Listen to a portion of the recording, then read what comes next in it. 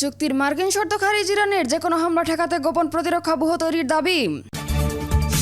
6 মাসের উত্তেজনার পর যুদ্ধবিরতির আহ্বান, পেজেশকিয়ানের প্রণালী রক্ষায় যুক্তরাষ্ট্রের গোপন তেল মিশন।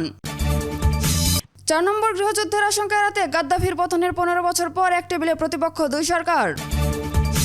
এরপর জানাবো ফিলিস্তিনিদের ওপর উগ্রপন্থী সেটলারদের তাণ্ডবকে সন্ত্রাসবাদ আখ্যা মার্কিন রাষ্ট্রদূতের, নেতানিয়াহু সরকারের ভূমিকা নিয়ে প্রশ্ন।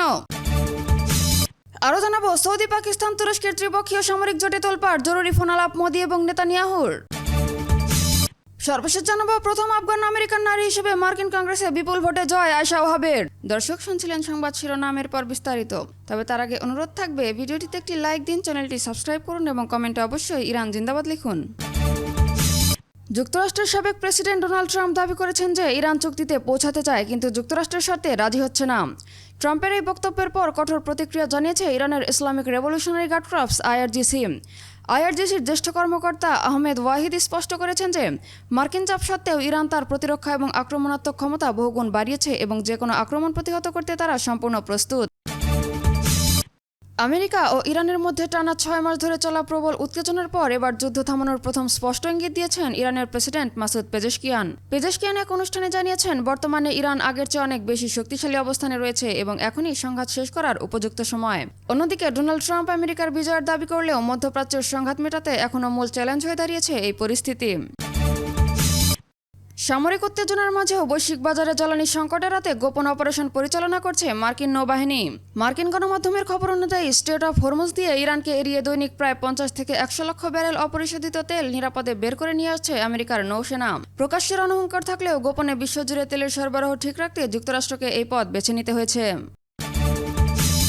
স্বৈরশাসক মুয়াম্মার গাদ্দাফির পতনের 15 বছর পর এক অভূতপূর্ব কূটনৈতিক মোড় দেখল লিবিয়া। দেশে নতুন করে চতুর্থ গৃহযুদ্ধের যে আশঙ্কা তৈরি হয়েছিল তা এড়াতে আমেরিকার মধ্যস্থতায় এক টেবিলে বসেছে দেশটির বিপরীতমুখী দুই সরকার। ত্রিপলি ভিত্তিক সরকার এবং পূর্বাঞ্চলীয় তদ্রুক সরকার যৌথভাবে প্রায় 30 বিলিয়ন মার্কিন ডলারের একটি বাজেট অনুমোদন করেছে।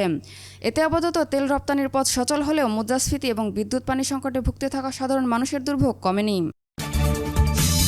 পশ্চিম তীরে ফিলিস্তিনিদের বাড়িঘরে অগ্নিসংযোগ, বিদ্যুৎ পানি বিচ্ছিন্নকরণ এবং কৃষকদের ওপর হামলা চালানো নিয়ে ইসরায়েলের ভেতরের উগ্রবাদ বিতর্ক তুঙ্গে উঠেছে। এমনকি ইসরায়েলে নিযুক্ত মার্কিন রাষ্ট্রদূত মাইক হাকাবিও ঘটনাটিকে সরাসরি সন্ত্রাসবাদ বলে আখ্যা দিয়েছেন।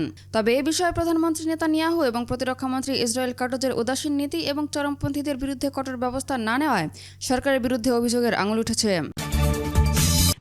সৌদি আরব, পাকিস্তান এবং তুরস্কের মধ্যে সম্প্রতি স্বাক্ষরিত ঐতিহাসিক প্রতিরক্ষা চুক্তি মক্কা প্যাক্ট নিয়ে তোলপাড় শুরু হয়েছে মধ্যপ্রাচ্য এবং দক্ষিণ এশিয়ার ভূরাজনীতিতে। চুক্তিটিতে ন্যাটোর আর্টিকেল 5-এর মতো অনুচ্ছেদ রাখা হয়েছে, যার অর্থ 3 দেশের যে কোনো একটিতে হামলা হলে তা অন্য 2টি দেশের ওপর হামলা হিসেবে বিবেচিত হবে। পাকিস্তানের পরমাণু শক্তি, সৌদির অর্থ এবং তুরস্কের সেনাবাহিনীর এই ত্রিপক্ষীয় সামরিক জোটকে সামনে রেখে ভারতীয় প্রধানমন্ত্রী নরেন্দ্র মোদী এবং ইসরায়েলি প্রধানমন্ত্রী বেনিয়ামিন নেতানিয়াহুর মধ্যে বিশেষ ফোনালাপ হয়েছে।